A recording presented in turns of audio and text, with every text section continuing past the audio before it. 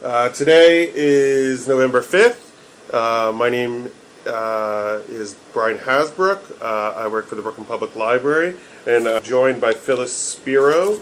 Birth date October 2nd, 1929. And this is for Our Streets, Our Stories. So Phyllis. Yes. Tell me what it was like to grow up in Brooklyn. Wonderful. I love it. I brag about it. To me, Brooklyn is the epitome of everything that's good. As a neighborhood, as a community, as a art place. It's famous as nowhere in the world, but they haven't heard of Brooklyn, so I love it. And so you, whereabouts did you grow up? What streets? I lived on, my earliest is Bachelder Street between Avenue T and Avenue U. I lived in a foster home there until I was about 9. My mother lived nearby, and I wasn't really aware of the fact that she was close. But everybody in my family lived in this Sheepshead Bay neighborhood. So I lived on Bachelder between T and U. And after that, moved to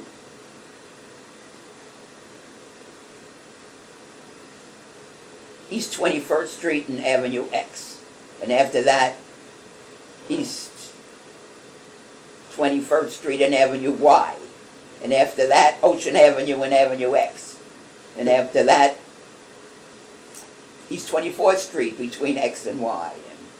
And after that, Ocean Avenue and Avenue X. Back and forth in the same. I moved to the project Sheepshead Notion Houses in 1955. And with a 1-year-old son. And have lived there ever since, and I'm still there. When you're growing up, did you, did you have siblings? No, I'm an only child. Okay. And what did your friends do for fun? For fun? Well, as I said, I lived in a foster home for 9 years, and it was rather isolated. I had a few friends on the block, but I didn't really have much of a social life. When my mother was able to bring me back to live with her, I was, going on 10 years old. And again, I think books, always books, more cerebral things, I think, than physical. I didn't play ball or athletics of any kind that I can recall. Was there a library close to you growing up? I can't remember a library, no. And yet I'll bet there was one there somewhere. Because just going a little further, there was always a library somewhere. I used to use the one on Sheepshead Bay Road. Never used the one in Gerritsen Beach, and that was relatively close, but no.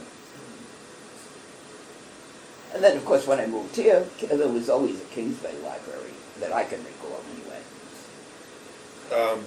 You had mentioned you had a son, a 1-year-old son. You moved into. I moved in with a 1-year-old son into the project. I later had another son and then a daughter, all of whom grew up in the project, went to the same school I went to. They went to 194 just like I did, which is on the corner of Avenue W and Knapp Street. And, of course, the high school and the middle school they went to was not around when I was a kid. In fact, when I was a kid, there were very few what was called junior high schools.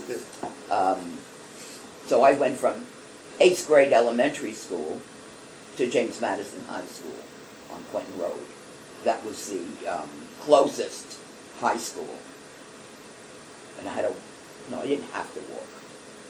I used to take the trolley car on Ocean Avenue. I lived on Ocean Avenue and Avenue X. What's a trolley car? A trolley car is a trolley car. A trolley car, a vehicle. Before the bus lines came in on Ocean Avenue, there was an overhead contraption that connected to a trolley car, a car on wheels that clank-clanged, and And I took that up to Clinton Road, and then walked up to Bedford Avenue, and got to James Madison. When I got a little older, the bus lines came there. But the trolleys were nice. They had straw seats, woven straw. The most unusual seat, you know, because your clothes could get stuck on you. That, you know, if the straw would come apart a little bit. But the trolleys were nice. I liked them. Wow. And they did clang. Good. You know that in the movie with the trolley car song. And they, in fact, the conductor would clang. That's amazing. What, do you remember what the reason was that they stopped? No, when they would get to the corner. Oh, I meant like remove the... Oh, when did they take away the trolley car? Not only did they take away but the tracks they ran on, because they were elevated and electrified. So, I mean, they didn't run like a bus runs on its own internal power. They ran, the electricity came from overhead lines, and which could come down in a storm, I guess, one of the, well, a modernizing, I suppose, you know, but, so they were connected by wires to this overhead electric line, and they ran on tracks. And it was quite a job to pull up those tracks from Ocean Avenue, you know. How would you describe your high school experience? I loved high school. Well, I loved school. Always. I loved school. In elementary school, I'd like to say that I'm modest, but I'm not. I was a very good student. And they don't do now what they did back then, which is called skipping. If you were smart, you could skip a grade in elementary school. So I was skipped twice, from 3B to 4B. Never got, back then, of course, they didn't use the word semester, but 3A, 3B, 4A, 4B, until you got to 8B, and then you graduated at the end of your elementary school career. So I skipped from 3B to 4B, then I skipped from 4B to 5B, and then from 7 to 8. Well, Tony says I got out of elementary school at 13 rather than 14.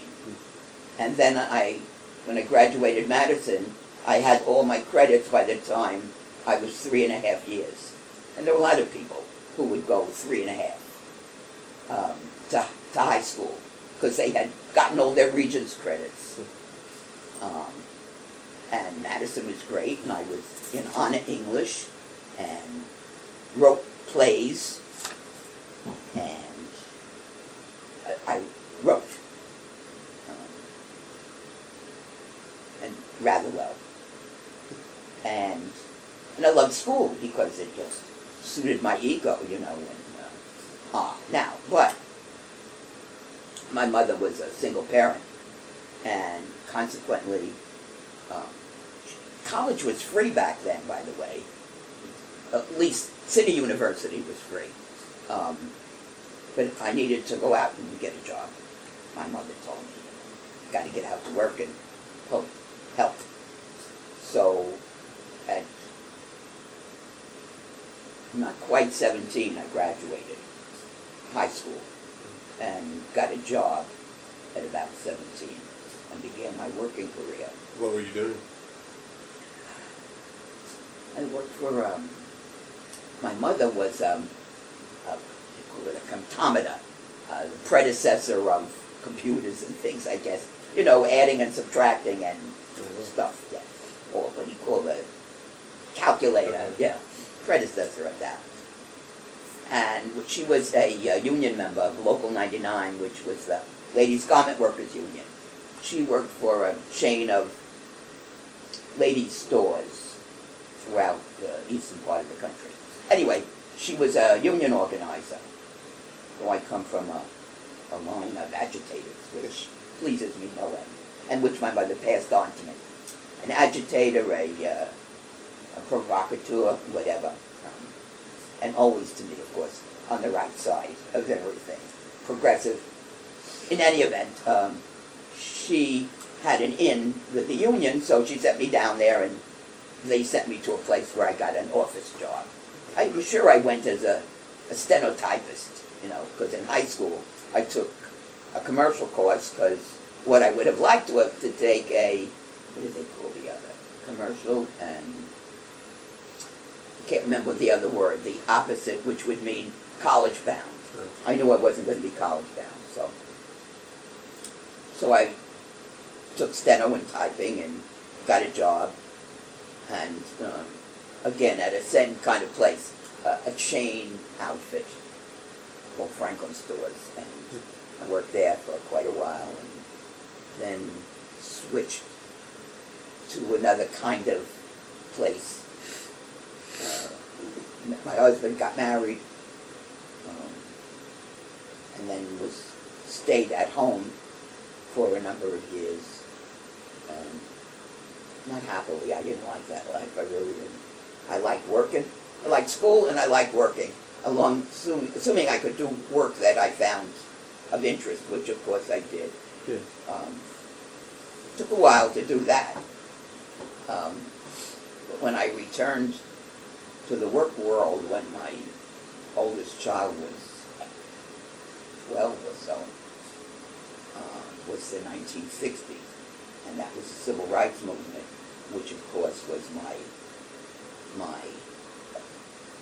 vocation, avocation, and I had found my home. So you were active in the civil rights? Oh, absolutely, absolutely. What attracted you to the civil rights movement? Which parts of it? Not all of it? Well, I'm combining, yes. Yeah. Anti-discrimination. To me, humans, you know, all deserve equal treatment, good, bad, or otherwise, and the inequities of that are abhorrent to me. So I knew I would find some way to make myself useful, and I did. Did your skills as a provocateur and union member and those kind of skills, right, did they help out in the civil rights movement? Was there some? No, I wasn't part of that world anymore, of the commercial work world. Trying to think about having gotten how I got to that, you know. What kind of activities would you engage in? How it all started, and how many were in this neighborhood. Because I remember, for instance, the school strike of when, community control started with Brownsville, East New York. I have to collect my thoughts on where that all was. Rhodey McCoy and Brownsville, East New York. They wanted to have more community control over the schools in that neighborhood, because life in that area, public education hasn't changed a bit. They still complain about unequal treatment. Well, they still got it. They had it back then, and there's not essentially a huge improvement since then. Certain neighborhoods have more resources than others.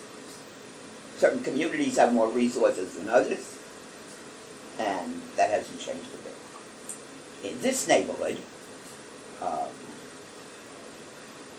when they being East New York, Brownsville, made their bid for community control, teachers went on strike. A lot of hassle with the teachers union, considering that they had so much problems in getting organized and getting recognized. It should have been the last group of people to have impeded equality, and they weren't.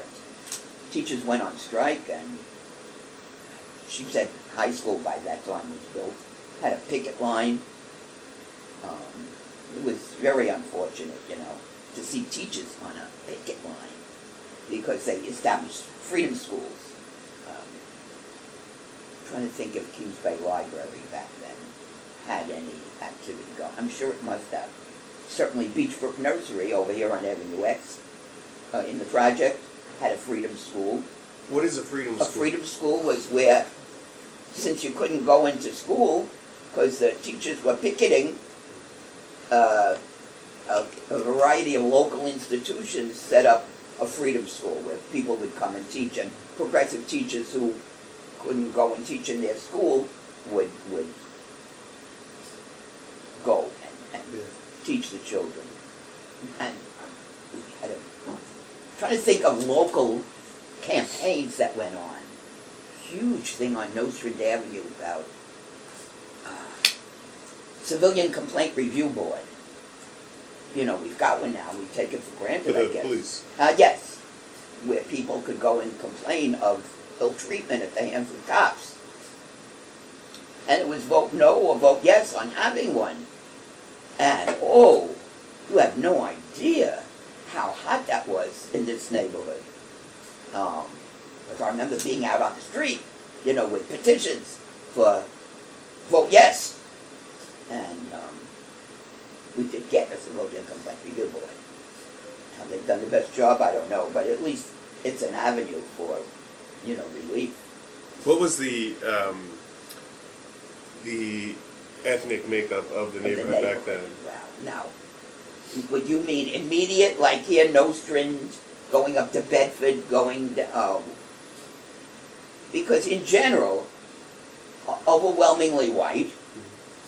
There was a small, self-contained black community down Sheepshead Bay, from about Neck Road to Avenue Y, from 13th Street, maybe 12th, East 12th or East 13th, to East 16th Street by the subway line. And there used to be a historian who lived on Avenue T, who really was well-known and compiled data on that community, among other places, and that it had always been a free community of free black people. But I don't really remember, you know, it was established at least by free black people who had gotten off a boat in the harbor and settled there in some fashion. Anyway, other than that though, there were no people of color in this area at all until the project got built. And then, when it got built in 1950, they made sure there were very few people of color there. There were some, but very few. So the neighborhood was overwhelmingly white, and originally, I know back when I was little, the neighborhood was Irish and Italian. And probably, you know, probably Polish and German, but non-Jewish. Jewish folks came later when they started building apartment houses and things in the area. Because it was farms, farmland, agricultural, certainly down this way. And going up towards Ocean Avenue, they had the racetrack on Ocean Avenue. What, could you speak a moment about that? The racetrack. All right, before my time, so I've just heard about it, and even when I was little, there were only remnants of it along Nostrand and other streets going down towards Sheepshead Bay. But the racetrack was not in my time, so it must have been maybe in the late 1800s. And I don't know what it was called, but there were stables, and from what I remember somebody telling me, most of the people who took care of the horses and arranged for things at the track were Irish. And a lot of old-time names from Sheepshead Bay were Fitzsimmons and Dooley, and those are the two that strike me for the moment, you know. And then a sizable Italian-American community, because I know my mother belonged to some radical organization, and it was called the Italian-American chapter. So there's a bit of a history of progressive politics in your family. Say it again. There's a bit of a history of progressive politics. Oh, my mother, yeah. Now, did she inherit it from anybody, with their fighters back in the old country, wherever that was, I don't know. But I know my mother was certainly an agitator, and I could consider that a complimentary word, an agitator for freedom, for human rights, and she certainly passed that on to me. Although I have to tell you that there were times when my mother thought I took it too far. But nevertheless, I always did tell her, you set me on the right track, and I'm not sorry for a day of it, including getting arrested during the 60s and school strike. Again, schools. You got arrested during the school strike? Huh? You got arrested during the school strike? I got arrested during school strikes, yes. That was a different, though, from the community control battle. That was very different. Oh, okay. That was the teachers who went on strike. This was a school, and the left, if that's the word to use, encouraged the children not to go to school until there was equality in the schools. In what sense? In the sense that... racial, economic? No. Resources for school districts and racial integration. The schools were segregated. Oh, well, they were segregated, if nothing else, by virtue of housing patterns, which is how housing in the end became my occupation, my vocation, my avocation. And I became a housing expert. And in terms of demographics, and I'm still pretty hip on housing, but, who lives where and how, and lending practices. I was going to say, was there a severe redlining issue? Oh, absolutely, always was. I mean, part of the work I did, the major part of the work I did, was testing, training sets of people, blacks and white, usually, as opposed to other groups, which you can do other groups as well. I've done that. But the major testing is black and white. And each couple, let's say, goes to a real estate operator and inquires about buying a home in X neighborhood, or inquires about buying a home in a nice neighborhood, and let's see where you show me, kind of thing. That's one. Who gets directed is not the word, there's a word for it.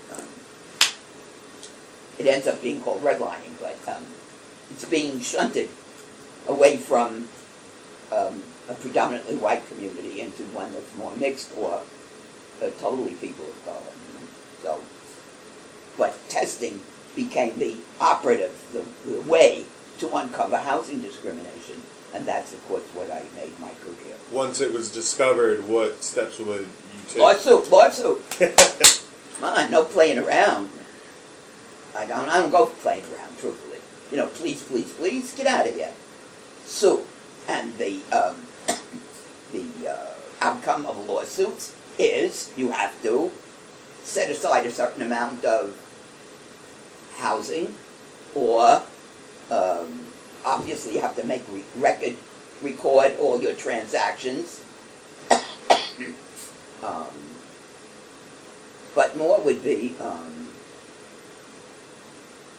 let's say, we sued Sam Lefrak, Trump, the father, Fred Trump, and Donald's father, who have developments down by the water, and in Sheepshead Bay as well. Not up this far. Up this far meaning away from Ocean Avenue, going down to Nostrand. Most of their housing complexes were closer to the bay and closer to Ocean Avenue, and then going further. But the result would be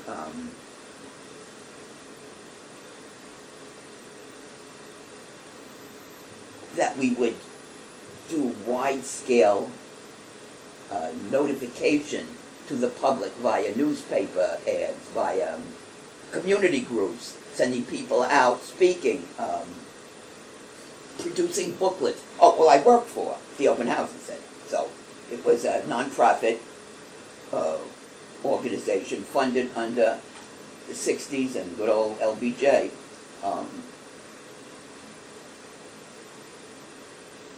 To assist people to live in unsegregated, desegregated surroundings. So we got funded, and we produced booklets on co-ops and apartment buildings and distributed them, and so that people would know, you know. And the newspaper always had good coverage in the Times, always, to let folks know that this housing is now open to everybody. But most stuff was segregated. If not de facto, you know, just by nobody of color living in the community and being made to feel welcome. My proudest, but see, this is more about me and, you know, not as much about the neighborhood. It's, but it includes parts of how Brooklyn was and Yeah, what you did sure. to change Brooklyn. So it's very applicable. Okay. You know, otherwise it makes you sound like an egomaniac. No, no, no. This is perfect. This is exactly what we wanted. That. I keep saying my, like it was mine. Our suit against the New York Times was my favorite, because it's an entity of note, you know. Yeah. And the, I'm trying to think of the language that's used in the lawsuit. The human model advertising. There's very little of it anymore. In fact, real estate advertising has altered enormously over the years. But back then, you know, thousands and thousands of dollars was spent on real estate advertising. During certain years, there was a tremendous amount of construction in New York City, especially, you know, like luxury housing. And the human models would show people at a facility using the pool or playing tennis or sitting around whatever, or using the health club. And all the models were white. There were actual models. Human being, yeah, that's what it was called, the human model case. Yeah, oh yes, they don't do that anymore. Nowadays, this list, I can't even, the print is so small, and you could even do, I often wonder now, for instance, how they discriminate, because I'm sure they still do, there's no doubt in my mind, whatever, is if you can do it online, how are they going to know, you know, who's a person of color and who's not? I'm sure they have their way, there's no doubt about it, but for the moment, you know, I look at it and I say, gee, if all you got to do is key yourself in there, how will they know? But I'm sure there's a way. Racists will always find a way to do what they got to do. Anyway, so we did this lawsuit and compiling, you know, pictures of the ads cut out by month, you know, the negative developed. Anyway, it was an elaborate thing. And so we, being the Open Housing Center and a couple of other entities joined us, sued the New York Times for violating Title VIII of the Federal Housing Law. And in the advertising section, we sued a lot of other newspapers on a different level, using language, you know, like married couples only. You can't do that, you know. Not in New York State, anyway. Some of federal law, some of city and state law was way better, more wider, more broader than the federal law in certain places. Because the city, and you would say, federal law is race, color, creed, national origin, sex, and something else. New York City and state, though, go on to marital status, occupation, because there were landlords who wouldn't rent to anybody who had housing information. You know, like they worked for a rental, no, not rental, I'm trying to think of the right word, where they had information about your housing rights. They wouldn't rent to them. And that became occupation. Then other occupations were involved too. But marital status, there were language in the newspaper that said, you know, married couples only. It's way before your time, you know. You have no idea the things that people put in the paper. about who they did want or didn't want. I remember suing the Jewish press. Everything was printed in English, you know, and I think it was marital status that they had. But other newspapers as well. But the Times was the best because we sued them, and of course the Times has money, yay, up in Yazoo, right? So, we won at the Eastern District, which is federal law. Okay. They appealed to the Second Circuit, which is a 3-judge panel, and we won there. And they appealed to the Supreme Court, which would not grant them cert. The United States Supreme Court? Yes. Wow. And, well, they had, I'm trying to remember now who their attorneys were, but I can't remember. One time, no, it was Trump that had Roy Cohn. You know Roy Cohn. Roy Cohn from the McCarthy Committee. Oh. I forgot what. You remember McCarthy? You ever heard of that? Oh, okay. All right. You know, you get to be my age, you go back. I was going to the Civil War. No, but the thing is that they thought that applying, going to the, because they were saying their First Amendment right. They don't have the First Amendment right to discriminate. And pictures are worth 1,000 words. And if you show everybody at this place white, then the message is no blacks are invited, you know, or welcome. Anyway, Supreme Court said no, sir. So that's it. So the result of the lawsuit was that Success beyond belief, and they immediately had to alter all their advertising policy. They could no longer have those pictures. oh, that's very cool. It was wonderful. It was wonderful. And of course, suing, you know, prominent landlords. But in general, I don't know that that gave me any more, other than the Times suit, because that's so important. The pictures, people all over the world see the Times, right? It's that it's essential that the message be that everybody's got a right. Everybody's got a right. So, an individual who goes to a landlord and they say, gee, the most common, sorry, the apartment's rented ready. Behind them I send the white couple to see, or an individual, and they offer them the ability to put down a deposit. They deposit down, back to the office, put up their affidavit, and we're into court. Could do something lesser than court. And once though you start using the federal courts, it's unbelievably, it's quick and it's mighty. Yeah. You can go to the Commission on Human Rights, because there were many years one just used the Commission on Human Rights. But that's not as good. And it's also, it's binding, but it's always got to be looked at, what's that word, followed up on, to make sure they're not, you know, scuzzing by. Yeah. So now, how much has this neighborhood changed any? Clearly, the biggest factor here would be the public housing project, you know, because Kings Bay 1 and 2, which is in this neighborhood, that's Avenue Y to Z, from Nostrand to Herring to Bragg Street. If they've got 5 black families there, they've got a lot. Today, now, did I help anybody? Oh, of course I did. Of course I did. I think so. And then, when I say I mean the Open Housing Center, filed suit against the Housing Authority, which I helped by providing some plaintiffs for. They sued, the Legal Aid Society sued, I didn't go for pro bono lawyers, which I got pretty good at.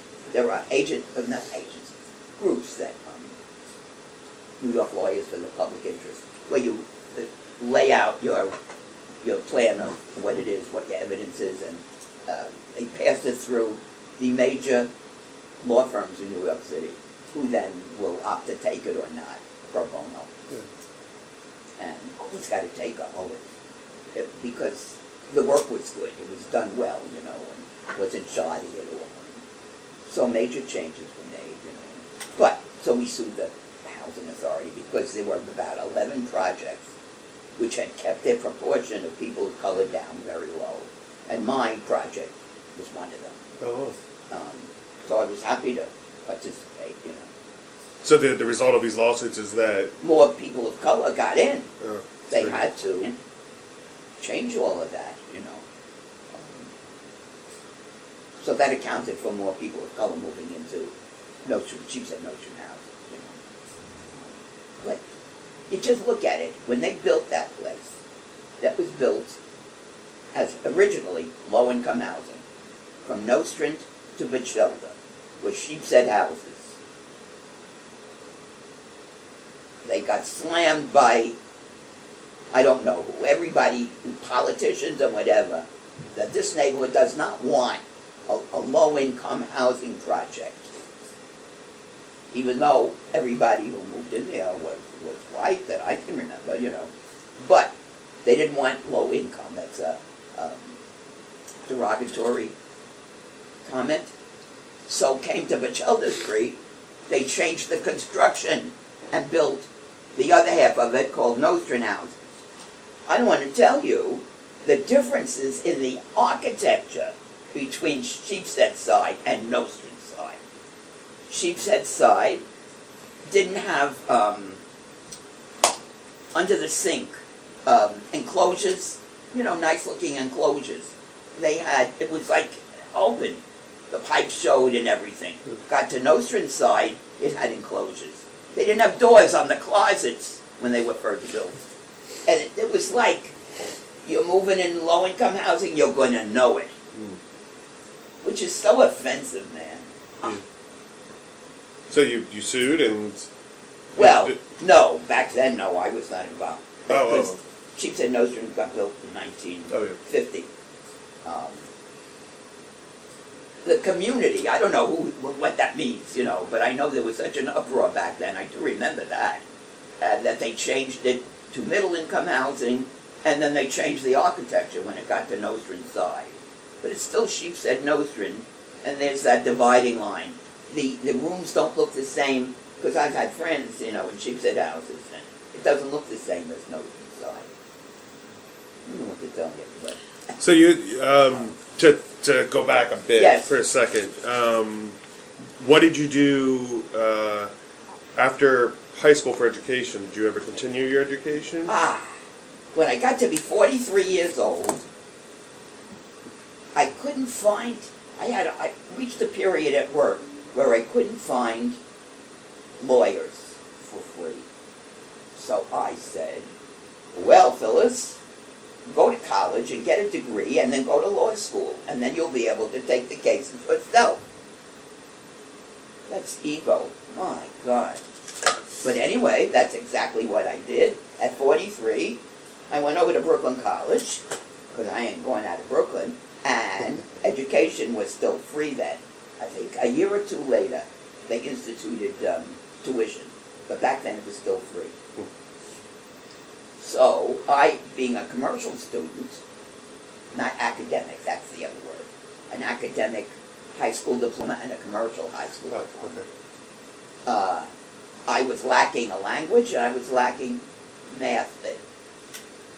So first I had to go to Brooklyn College and I had to take Spanish.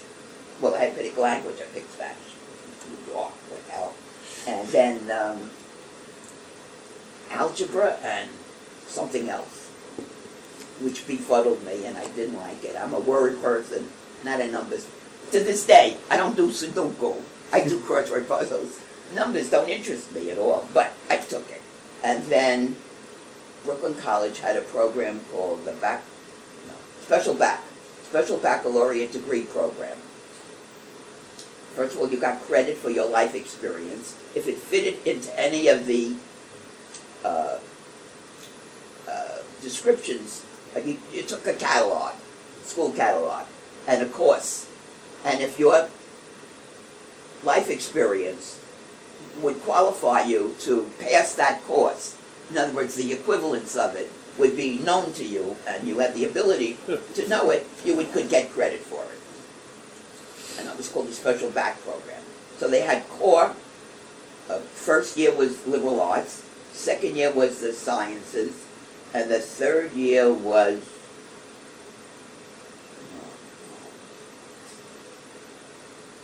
everything else. Sociology, the sciences, not physical sciences. Social sciences. I guess my favorite probably was the first year. You know, it's literature, music, art, whatever. I was not so bad, but that's not true. The second year, physical sciences. I had 2 B's throughout my entire college career there. And one was in the physical science, electricity. I could not get the hang of that damn thing, could not. And the other one was in the social studies thing. I had a teacher, female teacher, who I didn't like, Emma Gold, and she did. And I don't know, I wrote a paper and I think I criticized her or something. And I guess I was always a feminist, but she gave me a B. That's all I can say is she took it out on me. But I graduated summa cum laude, very proud of myself, and decided I would take a little time off, because after all I was a parent of 3 children. Oh, a single parent. I left that part out. Oh, we'll get both I left that part out. No. Probably, no. The married home life did not appeal to me, and I'm sure I probably wasn't the best of spouses for that kind of. I was an activist always, and always. Sure, I chipped my children plenty out of time and effort and whatever. And I'm sure I know it did. So I lived by myself. So I was going to school at night, and, had the children, and they were growing up. So I thought I'd take a little time off and then go to grad school, because I was going to go and be a lawyer. Well, by that time, organizations had developed, like this New York Lawyers with a Public Interest and a couple of others, where I could get lawyers. So I didn't need to go to law school. I didn't want to be a lawyer, I didn't. But I needed to get my lawsuits going, Yeah. I had to go begging all the time for a lawyer. So this way, shoot, I could do it myself. That's me, do it myself. But once I could find law first. They've got resources up the yazoo, so who would turn that down? So I said, well, I'll go to grad school afterwards. I probably waited a little too long. But I graduated from Brooklyn College. My major was sociology, and my minor was political science. And I loved college, loved it. I like that. I like learning. I like reading. I like writing. What's bad? Master's program. By that time, CUNY had a grad school. Maybe they always had, I don't know, 42nd Street. So CUNY grad school, so I went there. They had a Master of Arts Liberal Studies, a MALS program, with a concentration in women's studies. Couldn't bloody give you a degree in women's studies. This is a concentration. They weren't ready to give a woman's degree, Women's studies, right. I mean, they had, by that time, I think, African American studies. I believe so, anyway. In any event, they didn't. But this is, what decade was this? What decade was this? The 70s? When would this be? I graduated Brooklyn in 78. So this would be probably very early 80s. Really? Yes. Wow. And they still weren't ready for... No, not for something called a degree in women's studies. Even though, I remember the first meeting, I went to, what's the curriculum going to be like? It must be foolishness. It has some really great teachers. And sometimes I see them on Blanche Wiesencook. I don't know. She just did a thing on, she was a biographer of Eleanor Roosevelt. And so on the Roosevelt series that was on Channel 13, Blanche Wiesencook was on there. She was one of my teachers. Frances Fox Piven who's an economist.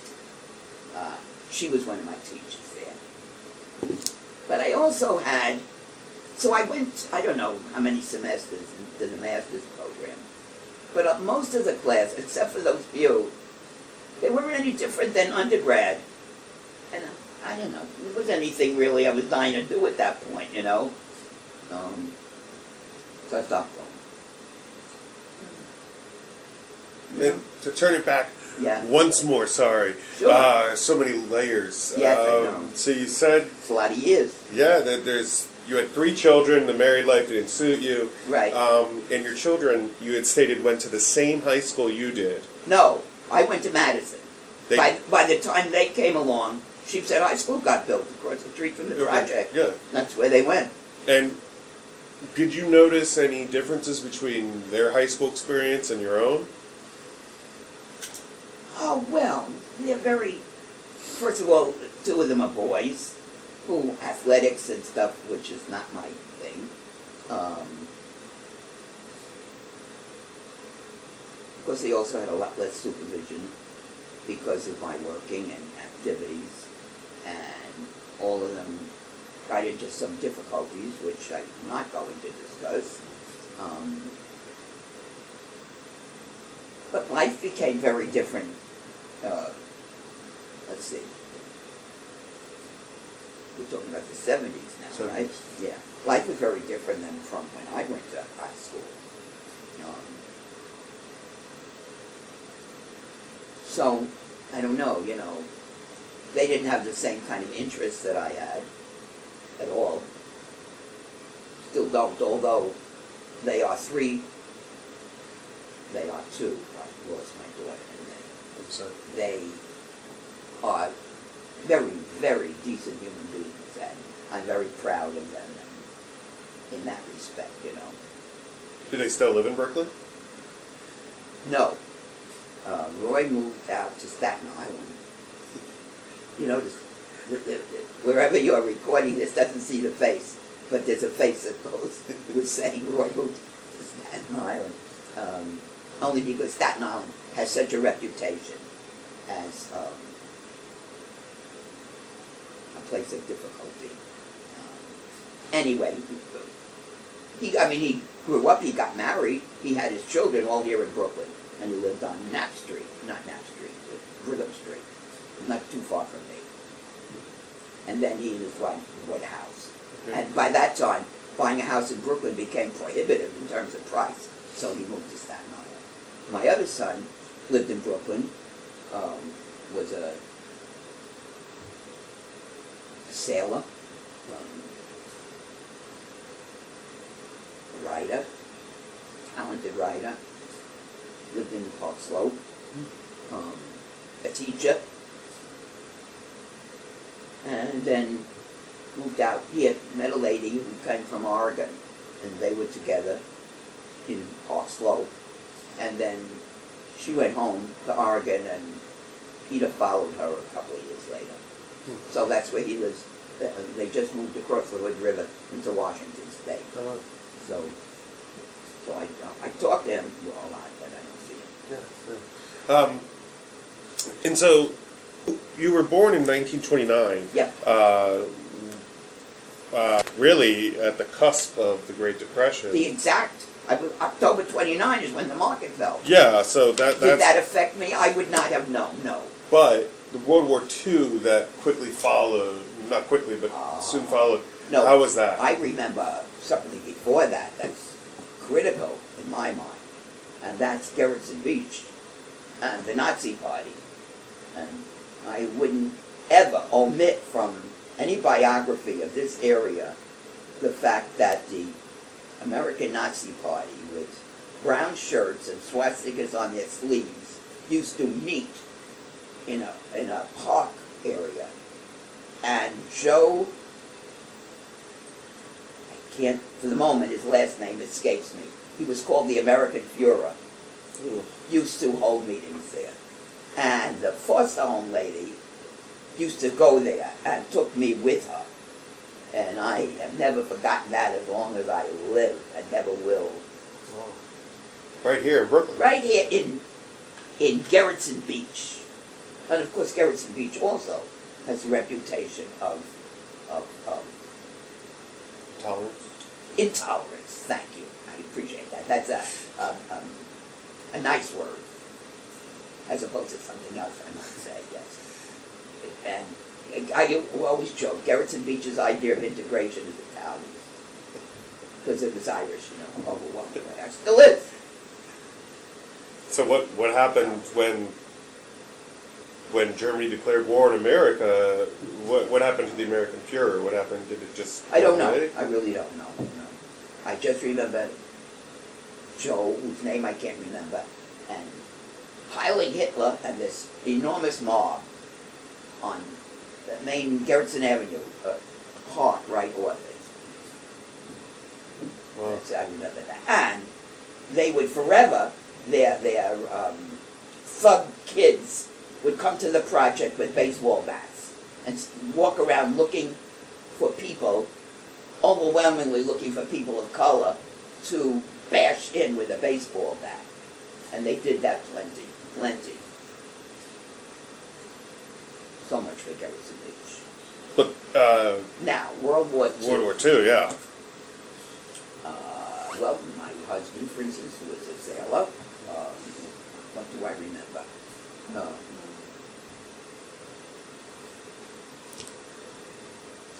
I remember though, 39, I was still living in that forced home. I was 10. I left there about 10. So it must have been maybe 37, 38, 1937, 38. That lady listening to Nazi propaganda on the radio.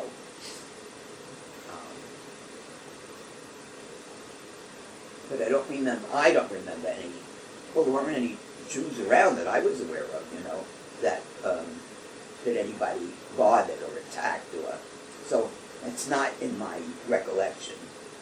Do you remember Pearl Harbor? Yes. I remember President Roosevelt talking on the radio and calling it a day of infamy. But I remember much more the E-Day and the J-Day and the joy and everybody out in the street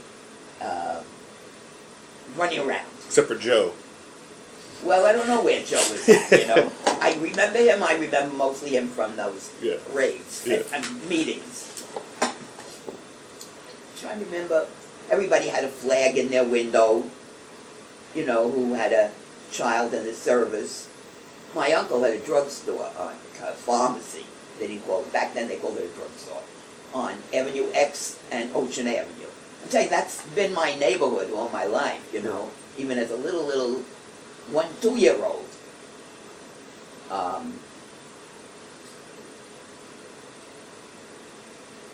But it was a neighborhood friendly to fighting people. Like I said, I remember all the stores, everybody had flags in their windows. And how I remember, radio mostly. I mean, there wasn't any TV. Always gave you a heater. It's very well known. Got the news.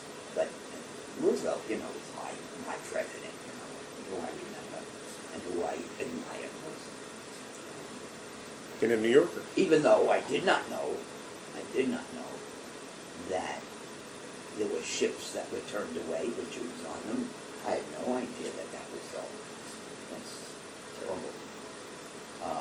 And of course, although it didn't affect this neighborhood, I did not know about the Japanese internment camps until much, much later. And we were not made aware of those things. Well, if you think about it, the armed forces were segregated until 1947. My God, when you think about that, serving your country and going off to fight and get mutilated or die in segregation, that is so disgusting. I don't know what to say.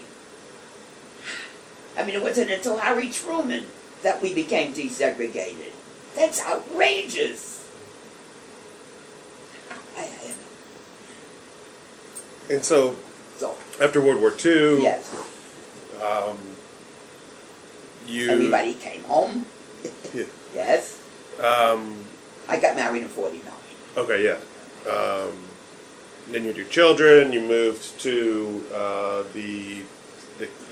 Moved to the project in 50, right? 1950? 55. 55. Right. Where you've been ever since? Oh, yes. Well, my goal, you have to know, the reason I moved there. I mean, I was living on Ocean Avenue and Avenue X. I think that.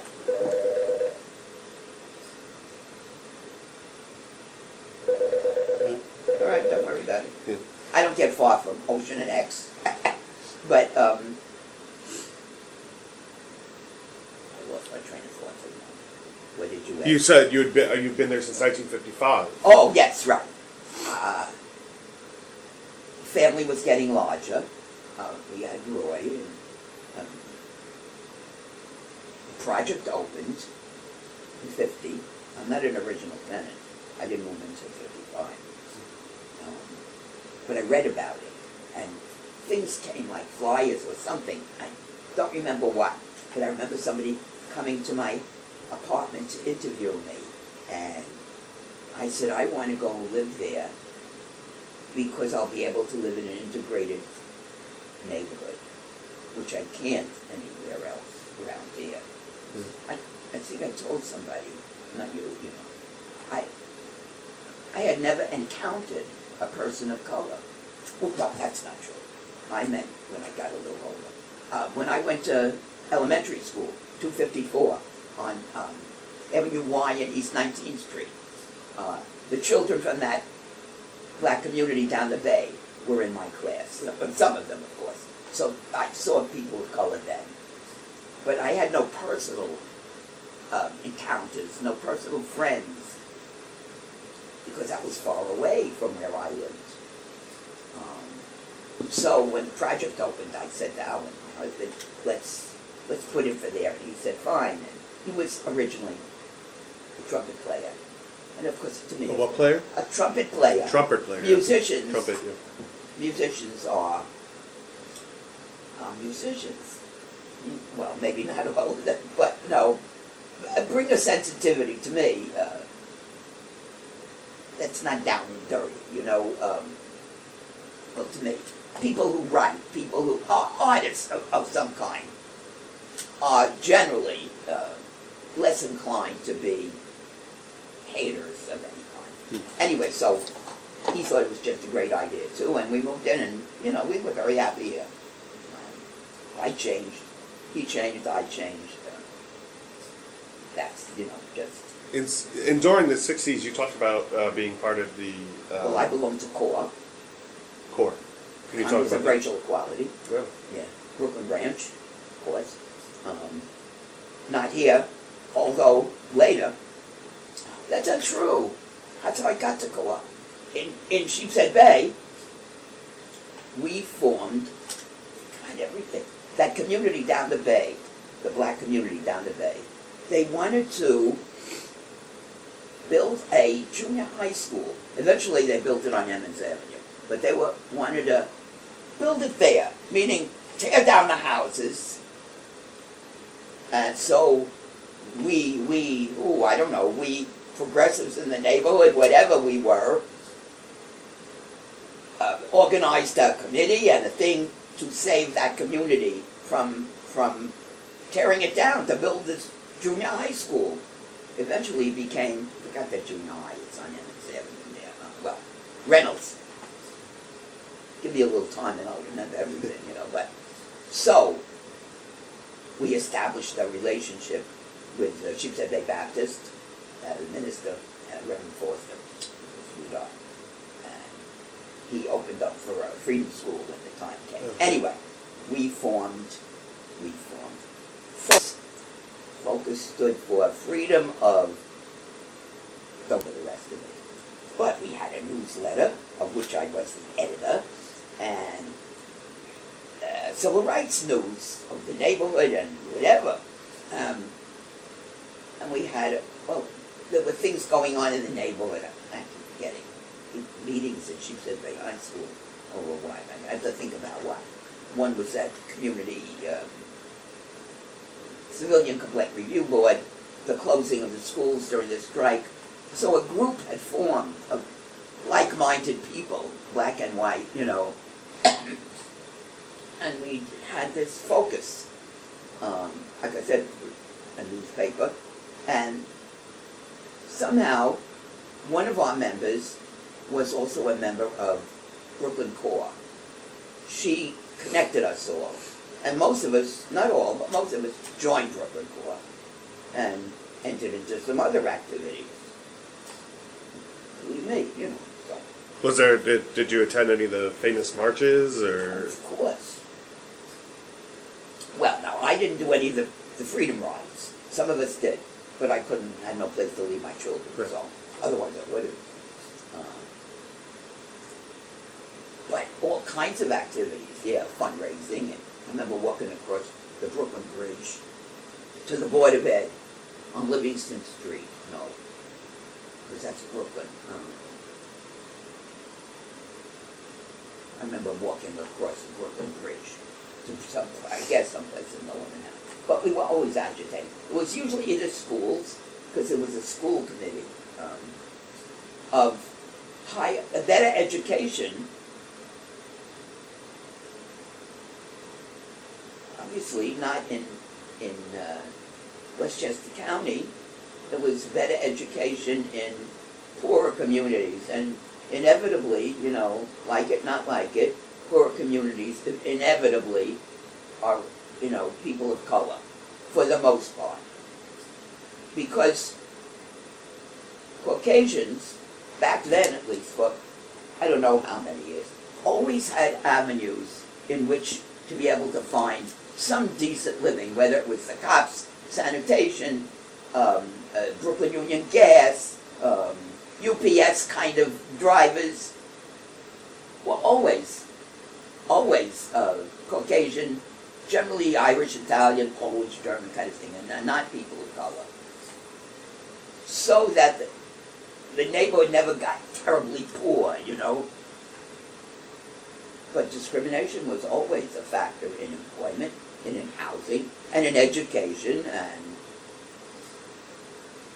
so there was a school committee and different activities. And so you had the civil rights with the equality between races. You had housing activism. Yeah, that came. And you mentioned that you were a feminist. Oh, of course. Doubt. Yeah. Did you? I mean, were all these activities? They were all related. Well, they are in my mind, of course. Luckily, I would not ever want to get to choices over, well, for instance, there were... Oh, like Roe v. Wade? No, that's not what I meant. So, okay. I meant going to a peace movement or an anti-nuke movement and listening to people voice very anti-black comments on a variety of levels for a variety of reasons was not uncommon. I stopped going to peace marches and things because I found that to be really abhorrent. Yes, but it was. I'm just surprised that peace movements would have that kind of... you would think. Yeah. Some people are very narrow in their frame of reference when it comes to people of color. Everything in life, in fact, as far as I'm concerned, boils down to racism. No matter what it is, when you look at it, you say, race is the issue here, really. It isn't that, it's race. This country is never going to give up.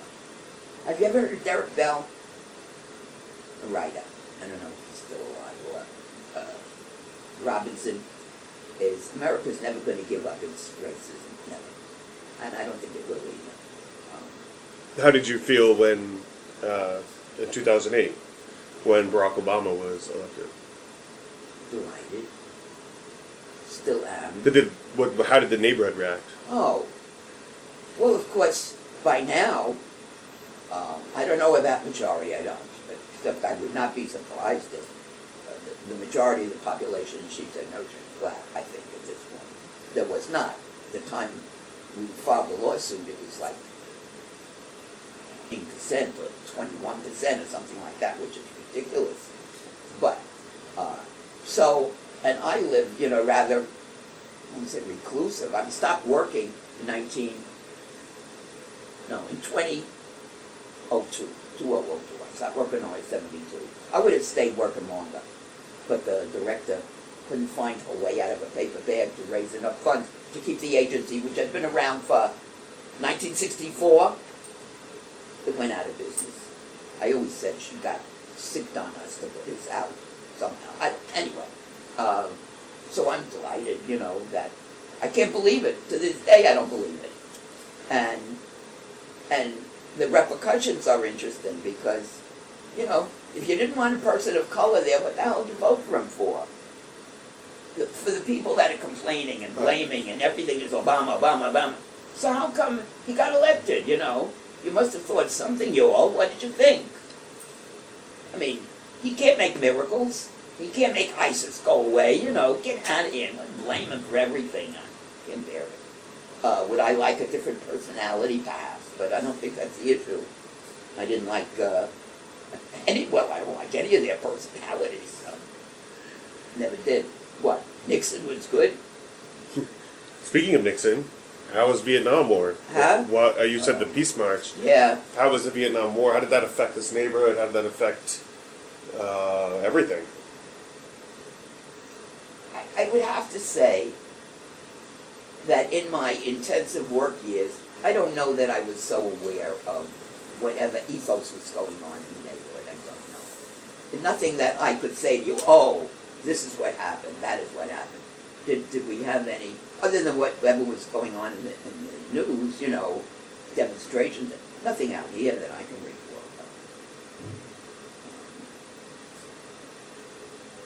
I'm sure at some later point I'll remember things, but right now, No, it's fine. Yeah. And one of the last things I really wanted to touch on in terms of decades was during the outbreak of crime in the 1980s, the crack epidemic that is talked about quite a bit, at least in histories of New York. Was that even an issue out here? Not as far as I'm aware. But they're like, was there a big crime spree in the project? That would be the question people would have. Not that I'm aware of, no. I don't find it any more crime-ridden than any other place. I always say, somebody, Buckingham Palace somebody broke into, so please. If they can break in there, Yeah. so what are you going to think? This is so horrendous. Is there some crime there? I'm sure there is. My son is always pointing out to me why I don't, move, why I don't this, why I don't that, and all this is happening. I said, I don't know. I'm not aware of it. My experiences there are just fine. I don't have any problems. I know everybody since the day they're born.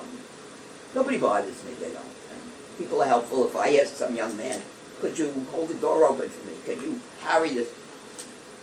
Never had a problem, ever. Some people think I'm a little crazy old white lady. That's fine with me. I'm out of it. Yeah. I don't have any problems there. Would I like it if it was cleaner? Sure I would. But I don't know that down the block, they're not having problems in their apartment house.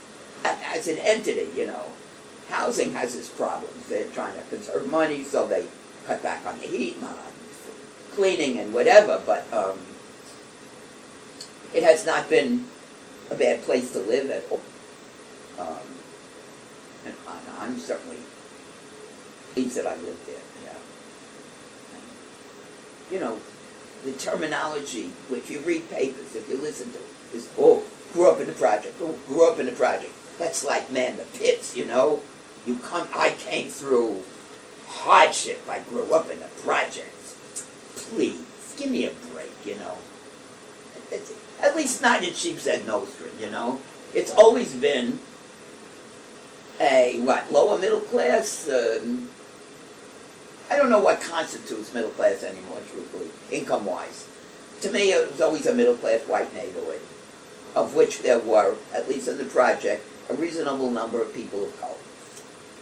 And by and large, and I would say that to this day, despite lots of issues here and there, that of white folks, Jewish people have been more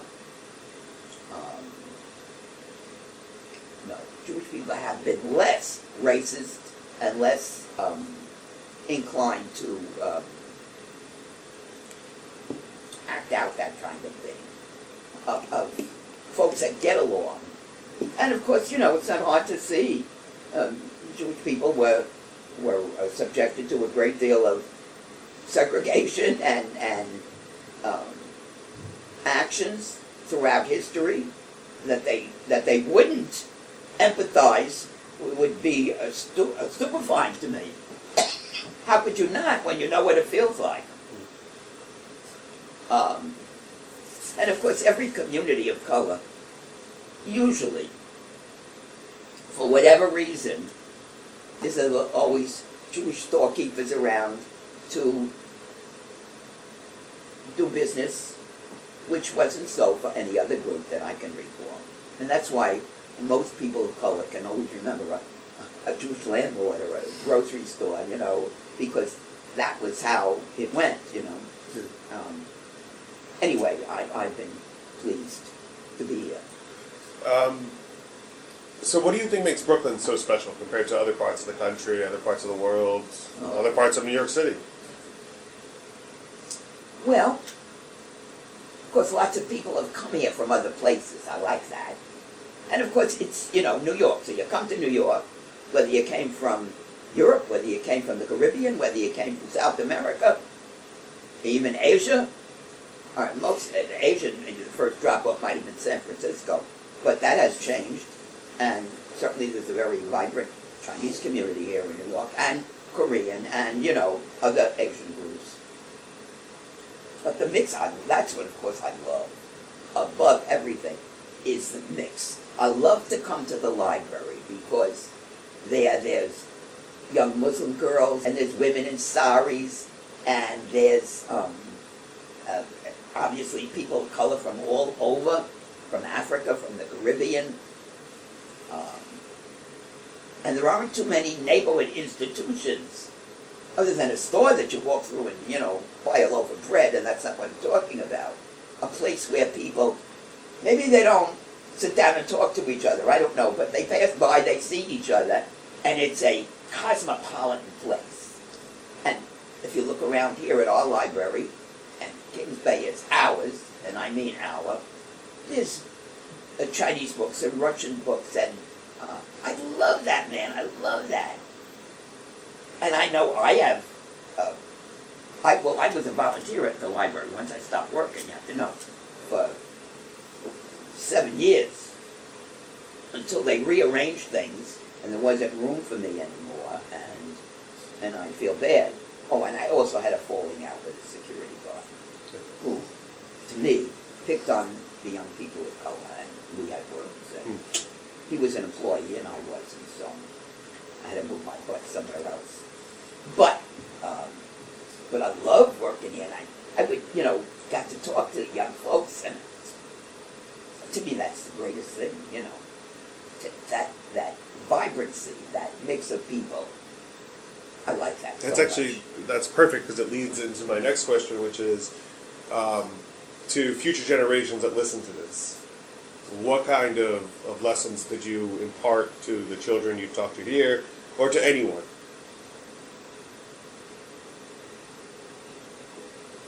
Respect for all humans. I'm a great believer. I'm not much of a religious believer, but I'm a firm believer in the golden rule. It's never to do to anybody else what you don't want done to you. I think if you could work on that principle, you probably could make the world a way better place. And that's what we have to do, try to strive for, is being a community of human beings from everywhere. Which is what Brooklyn really But, is. but Brooklyn is special. It is. But I was in rehab in New Jersey where my daughter lived. And when I would walk into the rehab room, they'd yell, "Brooklyn in the house!" Because the first thing I do when I get anywhere is to say, "Hi, I'm Phyllis, blah, blah, blah, and I'm from Brooklyn." And they'd say, you know, like I couldn't tell, Yeah. you know. And I believe that, you know. I could tell. I love it. I love it.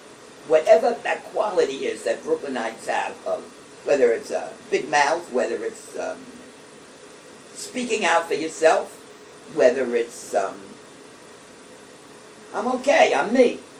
I love it. I just love it. And have we covered, is there anything you feel that I left out? What have we, is there something you wanted to talk about that we may have missed?